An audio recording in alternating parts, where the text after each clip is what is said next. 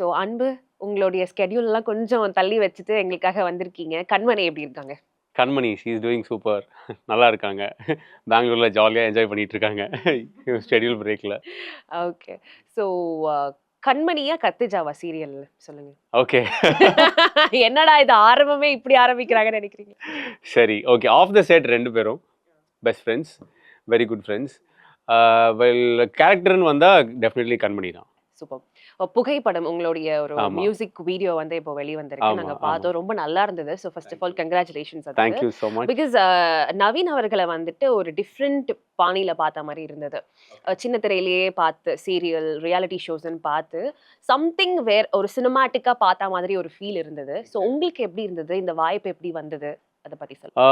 இத வாய்ப்பு வந்தத தவிர இத வாய்ப்பு உருவாக்கிட்டேன் நானே. ரொம்ப ரொம்ப வருஷமா ஒரு மியூசிக் ஆல்பம் பண்ணணும் அப்படின்ற ஒரு ஆசை இருந்துச்சு. ஏன்னா ஒரு படத்துக்கான ஒரு ஃபர்ஸ்ட் ஸ்டெப் ஒரு வைக்கணும்னா ஒரு மியூசிக் ஆல்பம் பண்ணிட்டு அதுக்கப்புறம் எப்படி ரிசீவ் பண்றாங்க ஆடியன்ஸ் பார்த்துட்டு அதுக்கப்புறம் படத்துக்கான முயற்சிகள் பண்ணலாம் அப்படின்னு சொல்லி. ஏன்னா இதுக்கு முன்னாடி ஒரு வெப் சீரிஸ்க்கான ஒரு பைலட் ஃபிலிம் பண்ணி அதை பிட்ச் பண்ணி நம்ம நிறைய டைம் வேஸ்ட் பண்ணிட்டோம் அப்படின்னு தோணுது. வேஸ்ட் பண்ணிட்ட தவிர நிறைய லேர்னிங் ப்ராசஸ் இருந்துச்சு. பட் அது வந்து சக்ஸஸ்ஃபுல் ஆகல. ஸோ இந்த தடவை பண்ணிட்டு ரிலீஸ் பண்ணிடணும் அப்படின்ற பட்சத்தில் நம்ம ஆரம்பித்தோம்.